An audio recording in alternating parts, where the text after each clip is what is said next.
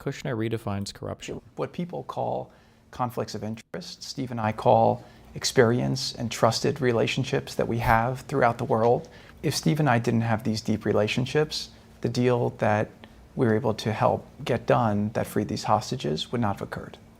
We have trusted relationships in the Arab world and even in Israel, where we've both done business in the past, but that means they trust us, we understand their cultures, we understand how they work, and we're able to use those, that knowledge and skill set to try to do things that advance the world. I would, like, at the very least, maybe I just have a soft spot for intelligent people, because I still think they're a piece of shit for being involved in this. I can respect Kushner for being an intelligent man. I don't know how he can sit here and be a con man next to Steve Witkoff. I have never in my life been more radicalized against the billionaire, millionaire, elite class or whatever than this shit. Like, these guys are just so stupid. And it's ironic too, because it was an American stereotype. Oh, fuck, I'm not gonna be able to find this clip, am I? I know that the core is either partially or completely exposed. Whatever that means. And that if you don't immediately issue iodine tablets and then evacuate the city, hundreds of thousands of people are going to get cancer, and God knows how many more will die. Yes, very good. There has been an accident at Chernobyl, but I've been assured there is no problem. I'm telling you that there is. I prefer my opinion to yours. I'm a nuclear physicist. Before you were deputy secretary, you worked in a shoe factory. Yes, I worked in a shoe factory. And now I'm in charge. To the workers of the world. Based. This is supposed to be the stereotype that we had for commies, that they would promote people who didn't deserve it for ideological reasons into places that they were unqualified for, and that was one of the big reasons why these forms of governance don't work. And when I see dipshits like Witkoff having anything to do with foreign negotiations on anything, this guy is just stupid. He doesn't deserve to be anywhere near these talks. And trusted. This is the guy who went on Tucker Carlson and didn't know the regions in Ukraine that were contested. He's the guy who went to Russia to speak to Putin and used the translator that they provided. He's just an idiot.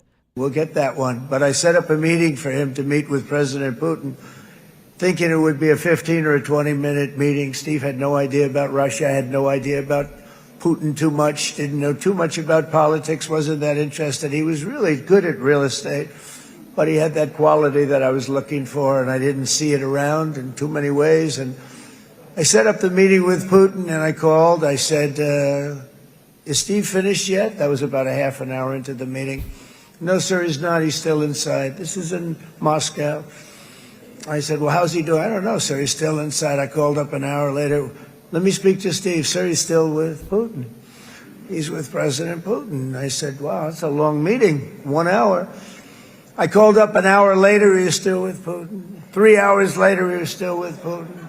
4 hours later, he started to get the word that he was going to be coming out soon. And in 5 hours, he came out. I said, what the hell were you talking about for 5 hours? And he says, just a lot of interesting things. We're talking about a lot of interesting things, including what he went in there for, but you can't talk about it for 5. You can talk about it for a certain period of time, and you know what you're getting. But what does that even mean? Talk about it. Interesting things, including what he went in there for, but you can't talk about it for 5. You can talk about it for a certain period of time, and you know what you're getting. But that's a talent. Like, why don't we have AI that just redoes this speech but gives it to Biden and then play it as an example of Biden being incoherent and senile and get all the MAGA people to jump on it? Like, actually. It's including you know what you're getting. But that's a talent. That's a talent. We'll get that.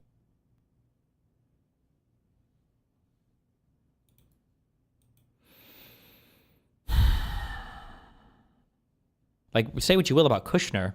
Kushner's not stupid, or at least I never got the impression that Kushner's stupid. Relationships that we have throughout the world. If Steve and I didn't have these deep relationships, the deal that we were able to help get done that freed these hostages would not have occurred. We have trusted relationships in the Arab world and even in Israel, where we've both done business in the past, but that means they trust us, we understand their cultures, we understand how they work, and we're able to use those, that knowledge and skill set to try to do things that advance the world. I would agree exactly with what Jared said. And I like his statement that conflict of interest is a terminology used by some, and we call it experience. We really do. You call conflict of interest experience? Because we don't think there was a conflict of interest, Leslie. That's why. Because we don't think that we crossed any ethical barriers. Because there becomes this sort of perception. Oh, well, as long as you, who stand everything to gain from this and are doing these negotiations behind closed doors in like these unelected roles in the White House, well, if you think that there was something wrong, okay, well then great. That there might be a conflict of interest because we can call Sheikh Mohammed in Qatar directly, or because we can call Bibi directly, or because we can call the foreign minister of Turkey, who is a very critical person in this equation, or call MBZ in the Emirates, or MBS. Get him on the phone. Immediately, Yeah. and garner support. So like he is correct though. Like I agree with parts of what he's saying. People will say conflict of interest. Like when people talk about like lobbyists going to corporations or corporations becoming, like FDA people or whatever, like you do need people with some kind of experience to operate in these realms. But when you still have the business and you're negotiating, well, that is very clearly a conflict of interest. Like conflict of interest isn't a thing that magically goes away just because you're looking for somebody with experience. And Steve Witkoff is like one of the big owners of that World Liberty Financial Group that the Trump family has bought into, that does a lot of the crypto scamming and shit that he's running around the world like cutting deals as a part of.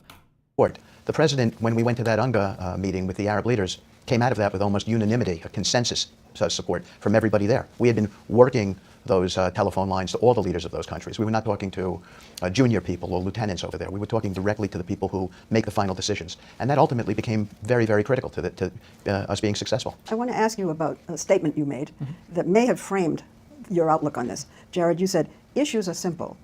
It's the people who are complicated and complex. Issues are simple? Now, that really is inverting the way diplomacy has worked. Yeah. Well, I agree with him, by the way. I agree with that statement. I say all And the your time. issues were so thorny, they're still hard to get through. I like to say, Leslie, and it's a version of what you quoted Jared is just saying, I like to say that we're sort of like, our title should be Secretary of Miscommunication and Correcting Miscommunication. Because that's a lot of what we were doing out there. We were trying to build trust between people who didn't trust each other because of decades of mis and distrust. And that's not an easy thing to correct. Can I say on the issues are simple and the people are complicated? Yeah. When I first started looking at this file, I spoke to everyone who'd been involved in the Middle East diplomacy for the 20 years prior. All the joint interests with other countries and pursue those joint interests, and then where you have differences on interests or values, discuss those privately and try to find ways to get it to the best place possible. But the way that we were successful in the first term with a lot of the different trade deals and peace negotiations like Abraham Accords and ending the GCC dispute was that we never approached it with people like we were across the table from you. We sat with the people from other countries and we said, let's agree on the same objective. And then once we agreed on the objective, we kind of locked arms and said, let's figure out ways that we can work together to try and get there. We joke with the Abraham Accords that we succeeded at Plan C, but only because we went through the alphabet 3 times and failed at every letter and kept going, and we never quit. And was that true here as well? We probably went through the alphabet 7 or 8 times. I think so. Like in any other This was more world, complex. how do you get away with this statement? When you guys did the Abraham Accords, you declared over and over again, peace in the Middle East, peace in the Middle East, peace in the Middle East. I remember hearing Ben Shapiro say this a million times with regards to the Abraham Accords. Okay, so the New York Times reports this. Israel and the United Arab Emirates reached a landmark accord sealed by President Trump on Thursday that could presage a broader...